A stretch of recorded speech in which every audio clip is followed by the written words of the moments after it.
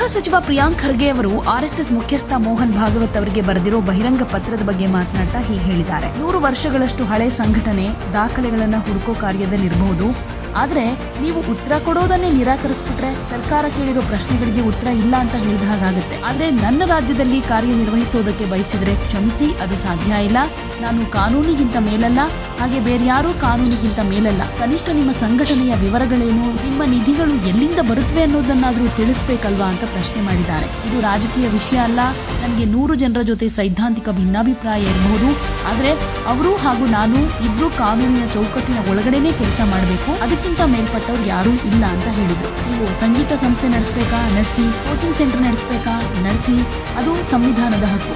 ಆದ್ರೆ ನೀವು ಯಾರು, ನಿಮ್ಮ ಹಣ ಎಲ್ಲಿಂದ ಬರುತ್ತೆ, ನಿಮ್ಮ ಉದ್ದೇಶ ಏನು ಅನ್ನೋದನ್ನ ತಿಳಿಸಿ. ಕೊನೆಗೂ ನಿಮ್ಮ ಕಾರ್ಯಚಟುವಟಿಕೆಗಳು ದೇಣಿಗೆಗಳ ಮೇಲೆ ನಡೀತಾ ಇದೆ ಅಲ್ವಾ? ನಾನು ಮೊದಲೇ ಹೇಳಿದ ಹಾಗೆ ಈ ದೇಶದಲ್ಲಿ ಭಗವಾನ್ ರಾಮನ ಹೆಸರಲ್ಲಿರೋ ಸಂಸ್ಥೆಗಳ ಲೆಕ್ಕವನ್ನು ಕೇಳಲಾಗುತ್ತೆ. ಅಯೋಧ್ಯೆ ದೇವಸ್ಥಾನ ಟ್ರಸ್ಟ್ನ ಹಣಕಾಸು ವ್ಯವಹಾರಗಳ ಬಗ್ಗೆ ಚರ್ಚೆ ನಡೀತಾ ಇರುತ್ತೆ. ಹಾಗಿದ್ರೆ ರಾಮನ ಹೆಸರಲ್ಲಿ ರಾಜಕೀಯ ಮಾಡೋರ ಲೆಕ್ಕವನ್ನ ಕೇಳಬಾರ್ದಾ ಅಂತ ಪ್ರಶ್ನೆ ಮಾಡಿದ್ದಾರೆ. ಆರ್ಎಸ್ಎಸ್ ಒಂದು ಸಾಂಸ್ಕೃತಿಕ ಹಾಗೂ ದೇಶಭಕ್ತರ ಸಂಘಟನೆ ಅಂತ ನೀವು ಹೇಳ್ತೀರಾ?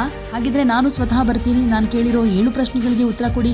ನಂತರ ಸ್ಪಷ್ಟೀಕರಣಕ್ಕಾಗಿ ನನ್ನ ಕಾನೂನು ತಂಡದ ಜೊತೆಗೂ ಬರ್ತೀನಿ. ನೀವು ನಿಮ್ಮ ಕಾನೂನು ತಂಡವನ್ನ ಕರೆಸಿ ಅಂತ ಸವಾಲ್ ಹಾಕಿದ್ದಾರೆ.